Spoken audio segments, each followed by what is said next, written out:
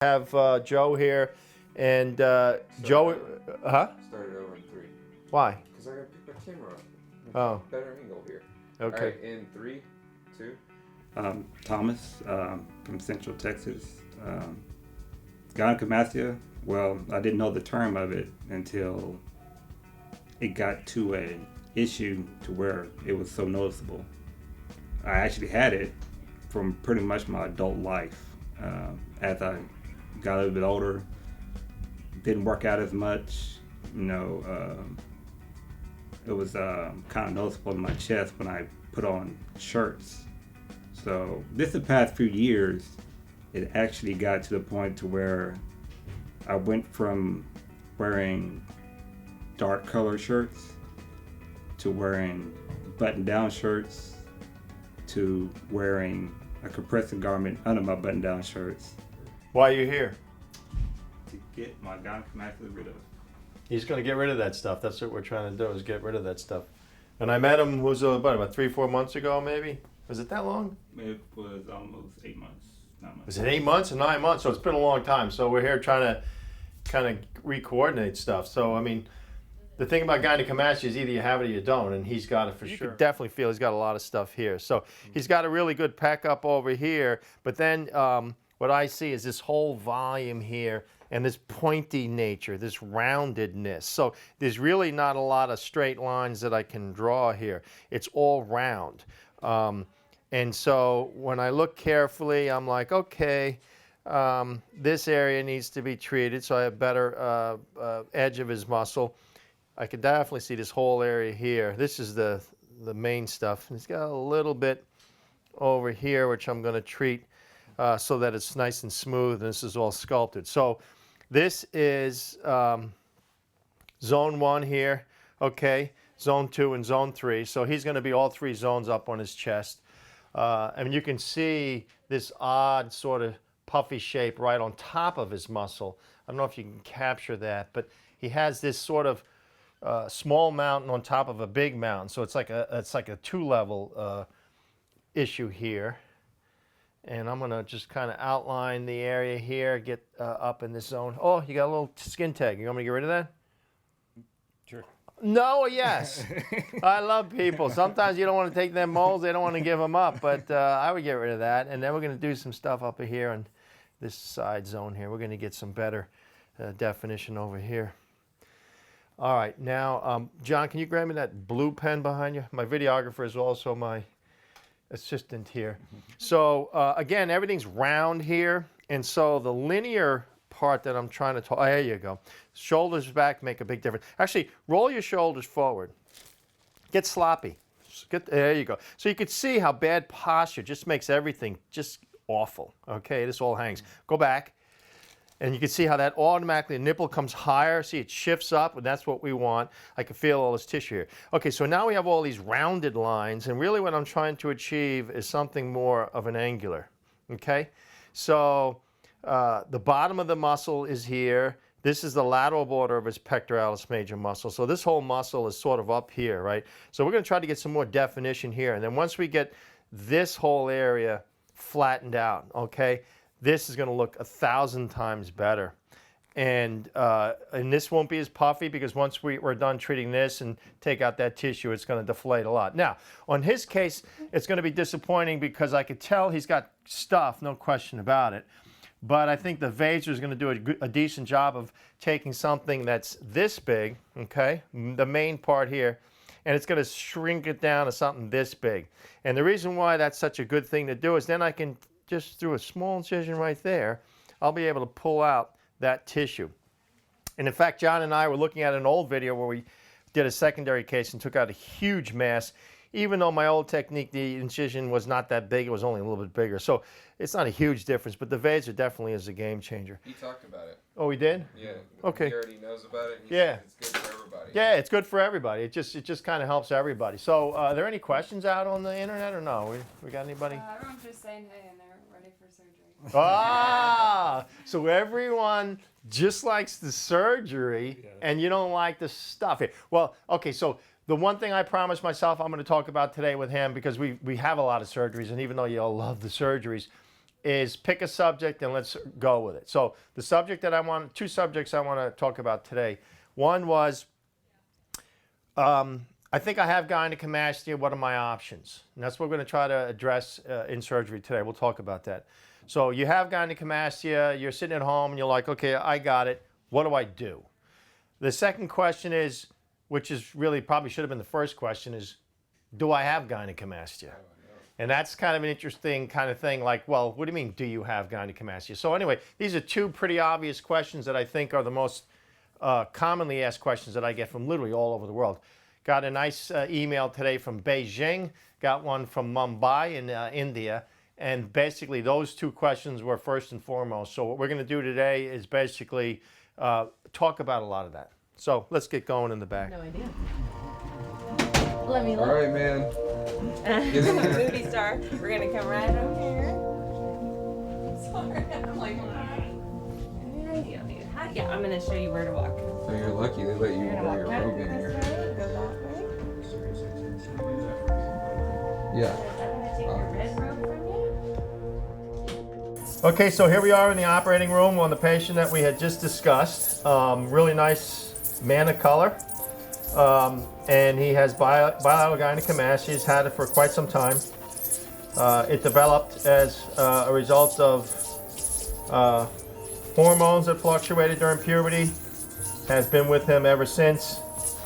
It affects him as a, let's say, well, he said 10 out of 10, but basically he was saying, he said 8 out of 10? Yeah, it's probably. He's here. Yeah, but he's here. But so he wouldn't be here if it didn't bother you significantly enough. And he's generous enough to share his experience and his story with you all. So we're very much appreciative of that. You know, in the old days when I did gynecomastia, it was very secretive. And I think one of the things that we've been able to accomplish at the AGC is sort of given this a name, and we've put a face behind it. I think part of it's my face, but I think more and more people are willing to sort of share their experience with us, because I think that before that it was sort of, you know, humiliating. It's like, ooh, you know, I have gynecomastia, and so therefore for some reason I'm less of a man or something like that, and that's not true. It's, you know, these people didn't ask for this, and if they stumbled into it with poor hormones or something, you know, that's not what they anticipated. You know, it's a drag for sure. But I think more and more people are comfortable talking about it, and the great thing about it is it's here today, gone tomorrow. I mean, if you have gynecomastia, treatment is the best way to get rid of it. Well, how do you know if you have gynecomastia? Okay, so yeah, well, John's kind of telling me, you know, what our questions are for today. So the big thing that we talked about a little bit is, all right, how do you know if you have gynecomastia? We talked to my nurse, Mar, and she said it's the appearance of a female-like breast in a man. And really, that's what it is. So it's not like you have some terrible tumor or some unusual tissue per se. Gynecomastia is benign, and everyone has a little bit of tissue. We all have tissue. But if it sort of forms a breast appearance, that's probably where we transition between something that we consider normal and gynecomastia. And so that's the diagnosis. There's no blood test, there's no lab test, there's no x-ray, there's no ultrasound, there's no CT scan, there's no MRI. So if you go to the doctor and they're kind of scratching their heads looking for a diagnosis that says, oh, okay, you have it, then I think you're just missing the whole point. I mean, basically, you know, when I see people from all over the world and have to review their virtual consultations, I'll tell you whether you got it in a heartbeat. It's just, I look at your picture and it looks more like a breast. I mean, or I'm seeing a feature of your chest that's just not as masculine as it could be. So it's not all or nothing. I mean, the fact of the matter is I would love to be able to tell everyone, say, hey, you know, no, you don't have it. And live your life, live a happy, normal life without it, and then it's all good. But that's not the case, because once you think you have it, it gets up in your mind, and then once it gets up in your mind, it's there, and I'm not going to be able to convince you that you don't have it. It's just not going to work that way. So that's the whole deal with gynecomastia. You have the appearance of a female-like breast and get it treated. And what are your options? And what are your options? Okay, so, all right, so you're sitting at home and you're tooling around with the internet, and all of a sudden you were looking up diet and exercise to improve chest or something like that, because that's what I know a lot of guys do. And then you come across one of my videos. And that was a lot of cases yesterday. And so, and I don't even know why it would, but you know, diet and exercise comes up, and then you see a gynecomastia video, and then you say, oh my goodness, lo and behold, I think I got that. You know, I think I have gynecomastia. And then, okay, now what do I do? So this is pretty embarrassing. A lot of people don't tell their loved ones or their mothers or fathers if they're younger or even older, or their girlfriends, their wives. They don't tell anybody because it's sort of embarrassing. I mean, who wants to tell people, hey, I mean, I feel like I got breasts, you know? So it's really not that cool. So your options are basically to educate yourself on the internet, which is what a lot of people do, which is kind of cool. I mean, everything that I do for gynecomastia is all about education. It's just simply spilling the beans and telling you what I know from reading the literature, what do I know from my formal training in universities, and really what I've learned from doing thousands of these cases, which is probably the most important information to share, because what I like is that that's not filtered information. I don't try to, you know, sugarcoat things or make it sound better than it is, and you know, there's no selling. It's just a matter of educating the general public of what's going on. So you learn that you think you got it, and then you say, okay, now what? The biggest myths are that you can eat yourself out of gynecomastia, or that you ate yourself to gynecomastia. Currently in 2016, soon to be 2017, the obesity rate in the United States is 40%. And so a lot of people probably are bigger in a lot of areas. And so they're thinking, okay, I got gynecomastia because I'm overweight. And so therefore weight loss will take care of the gynecomastia. Now, that's just not the facts. In fact, we just was Skyping with a patient who has significant gynecomastia, and I asked him point blank, I said, you know, do you think diet and exercise can work to improve your gynecomastia? And he told us a story where he lost 40, 50 pounds. I mean, he was weighing 170 pounds, and no matter what he did, it just never went away. So the fact is, gynecomastia is really not sensitive to diet. It's just not. The term pseudo gynecomastia, pseudo means sort of fake, is a term that I'm not a huge fan of. I know it's out there. It actually creates a lot of confusion, but the term basically implies that your gynecomastia is from fat. And so therefore, again, everyone would love to think that their gynecomastia is from excess fat, and therefore I don't have to go to the doctor. I don't have to do a video consultation with Dr. C or submit pictures to Dr. C or anybody for that matter, because all I have to do is lose weight. But again, the fact remains that you can lose all the weight and nothing really happens. So I'm a big fan of losing weight for sure, but the problem is it really is not going to change anything. So weight loss is really not an effective treatment for gynecomastia. Okay, option number 2, exercise. All right, now certainly, like in other areas of the body, you can do exercise, and when you do exercise, things get better. You know, your abdomen gets more shapely, your pecs get bigger, or your deltoids get bigger, and your butt gets firmer, and so, you know, exercise is a great way to change shape. You know, I have people that are uber weight lifters. I mean, they're in that, right? I mean, these people, I swear, I don't even recognize them. They come back and I don't even recognize them. It's just amazing. So the transformation of the body, the human body, with exercise and diet for that matter, is phenomenal, and something I respect a lot and admire a lot in people who transform their figures. But again, you can't exercise gynecomastia. Think of it as sort of a tissue. that's a little bit different and it behaves different.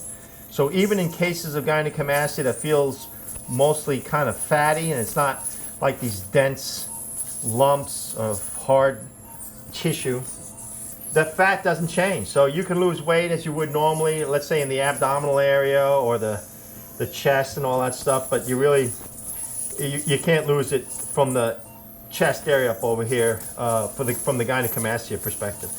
There's no gyno here, and you can lose some fat here, but in this area here where you have the gyno, it's not going to change at all. So I think it's great to diet and exercise. I think it's great to change your shape, but unfortunately, it's not going to do much for your gynecomastia.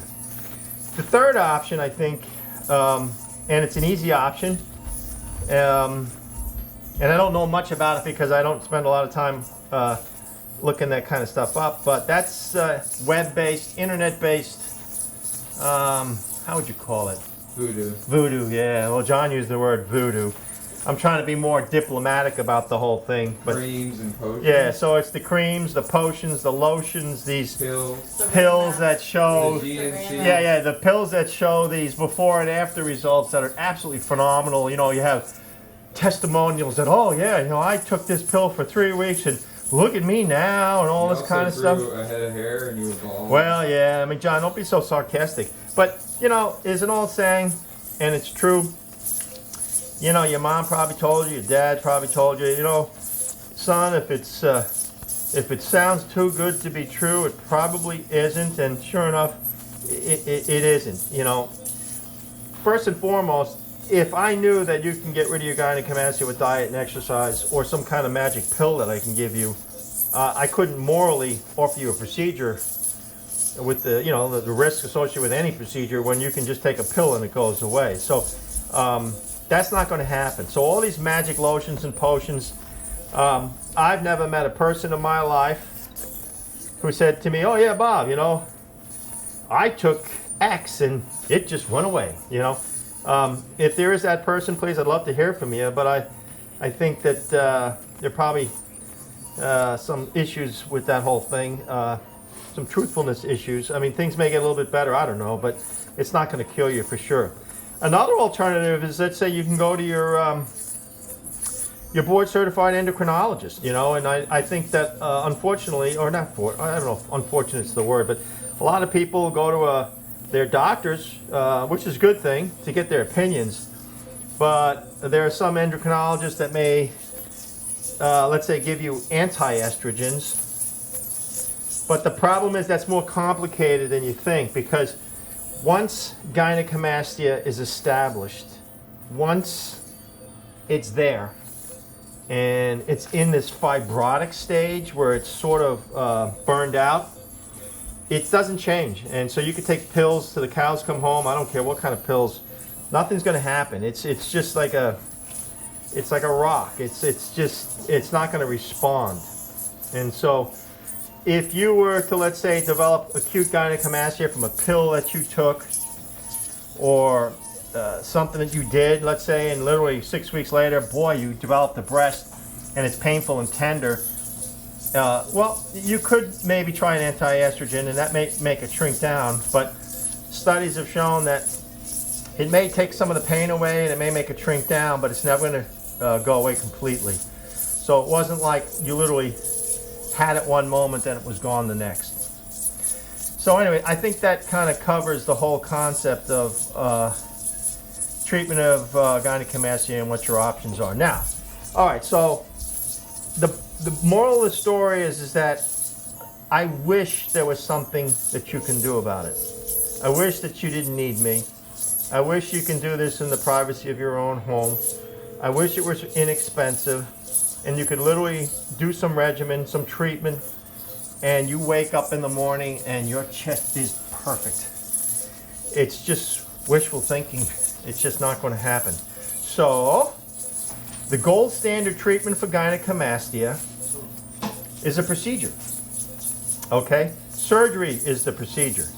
Now we can talk about that a little bit in terms of, okay, so, all right, you've convinced me that surgery is the only procedure, but oh my goodness, I have to have a surgery, and that sounds scary, and then I may need some anesthesia, and oh my goodness, I've read all sorts of interesting things about that, and people are dying left and right from anesthesia. But again, this is all internet hype, media induced stuff that unfortunately clouds reality. And so let me just give you my perspective. So I've been in this business for 30 some odd years, been given anesthesia for, not me personally, but I worked with anesthesia for 30 years. And I've never seen a problem with anesthesia, so there's really not a huge, in fact, it's pennies from heaven. It's just a beautiful thing. It helps people to enjoy the experience. I mean, who wants to be here when I'm poking people with these tubes and rods? You know, in the videos they did all last week, a lot of people were saying things like, oh my goodness, how brutal this looks and how painful that must be, and oh my god, is he asleep or something? Yeah, he's asleep. He's taking a snoozer and he doesn't feel a darn thing. I will tell you that, but I do work with stacked decks, so to speak. So the people that I work with are serious players. They're not peripheral players, which I mean by they're not floozies, they're not wannabes, they're not people that are saving me money or anything like that. I pay for them, they do great work, and more importantly, they're all of the same mental framework here, that medicine is a privileged field for me to be in, but it's my responsibility, literally my Hippocratic oath, to do the best for my patients and to certainly to do no harm. And I take that seriously. You know, I don't want to harm people, and so what I have it down to is, you know, most cases between 45 minutes and an hour, I have them done. And as soon as we're done, they get shuffled off into that secondary room, and then they're awake, and we start the immediate recovery process. And what do they get, Ma? They get crackers, huh? Crackers. Mark, talk about the recovery. So recovery, when you come out of surgery, you go into post anesthesia, and that's when you wake up. It takes 15, 30 minutes to wake up. And then you will go into another room, and that's when you get crackers and soda. You gotta get those crackers, boy. You gotta get some Sprite. You gotta get those crackers. You gotta get crackers. You get your crackers, you get your Sprite. Crackers. Get your crackers. Sprite. Yeah. Get your crackers. But you know what, more importantly, what do we see? You know, just so people, so they get the real world perspective. What you see is a patient that's sitting in that chair like a king, right? Mm-hmm. Never felt anything. Oh, doc, is it done, right? And how cool is this? And they have their family member around. And basically, you went through this beautiful experience, which is basically no experience. You never felt anything, but you know it was done. And you know, in my case, I'm very lucky to have patients that really kind of enjoyed what I've done for them, and they know me, and it's really a time of celebration, you know. So the issue is like, you have gynecomastia, what do I do now? You got to get treatment, okay? So I think that the treatment is bar none is a procedure, and so then the issue really then becomes, okay, I'm a man, I want treatment, but I just can't go to anybody. I mean, I've done some homework and I see different levels of apparent expertise. As I've said many times, everyone is sort of, all plastic surgeons, and I'm going to keep this on a plastic surgeon level because that's what I am. All plastic surgeons are familiar with this, and this is not a sort of a novel technique, but I could tell you that there's a difference between kind of doing something once, 20 times, and then, you know, in the thousands. And I think that there is an art, in fact, I don't think, I know, there is an art to gynecomastia treatment. And I share my experiences with everyone. In fact, I had several great emails this weekend, not from just lay people, but from physicians from all over the world who really were curious, and we're grateful for the videos. And I actually learned some stuff from them, which is really kind of nice. Makes me want to start a kind of a gynecomastia society or something, because I think sharing knowledge is important. Now, it's not like fundamental knowledge, although you could say that I fundamentally changed my approach with gynecomastia, because in the old days I would take this out with all these instruments and do a subcutaneous mastectomy, but now I've switched over to this Vaser technique, which I think it's been a game changer, and for reasons that I've documented very well on the internet for all of you to learn about. But you know, I'm sort of not an idiot in the sense that if something comes my way and it makes it good for everyone, I'm all over that. And so I stumbled into this for various reasons, and I never looked back. And I'm the ultimate skeptic too. So it's not like a marketing tool, like, oh, you got to have this. I can do gynecomastia easy with any technique known, but clearly this one is just the most reliable and the most consistent. It's not perfect. There is no perfect treatment. Everyone has some complications. None of the complications, by the way, are terrible. You know, we're not talking about life and death complications. We're talking about seromas and hematomas and rare infections, and you know, trying to get the contour perfectly, you know, magnificent and masculine stuff. You know, hard to get perfect results, but you know, the complication rate is pretty darn low in good hands, and for that reason is really little by the way of downsides to treatment. So then you're confronted with, okay, so I want this treated, where do I go? I mean, why do I want to travel to Austin, Texas? Why don't I just go to someone around me? You can. I mean, there's no question about it. There are plastic surgeons all over the place. Some people in the rural areas probably don't have as much access, but certainly people in major cities have more access. Go on their websites, learn about them. You might want to interview them, meet with several, and if you get a good feeling, great, you know. And so it's like, well, then how do I choose? Well, you know, for the same reason you may be interested in me, for what? I don't know. Hopefully it's my honesty. Hopefully it's my experience. You know, maybe it's my demeanor. I mean, you know, I certainly would want a nice person who's treating my gynecomastia, but I probably more focus on how good they are at taking care of it without an issue. But if I can have all of them, that's probably better. You need to find someone who's highly qualified, who's been down this road before, who's not snookering you and giving you some BS stuff. You know, Mom, we need a snail over here. Do you got one? Mauritius is going to bring me my little snail over here, because I'm going to use the incision around the areola now to get at a different area of the thorax. So as you could probably see, I'm treating multiple areas here, not just this one area up front, because I'm blending this all in here. Go ahead. So if you gave us a quick summary on our 2 points, which were, do I have it, and what can I do about it? Yeah, okay, so gynecomastia is the appearance of a female-like breast in a male. And if your chest looks more female-like than male-like, then you probably got some element of gynecomastia. No reason to panic. And treatment basically is a procedure, okay? And so find the best person, reach out to him or her, get their opinion, and weigh your options. I mean, it's good to have options, you know. And I could tell you, by the way, that insurance does not pay for gynecomastia treatment. It's not a bad condition. Are we going here, Mark? Yes, you are. Yeah.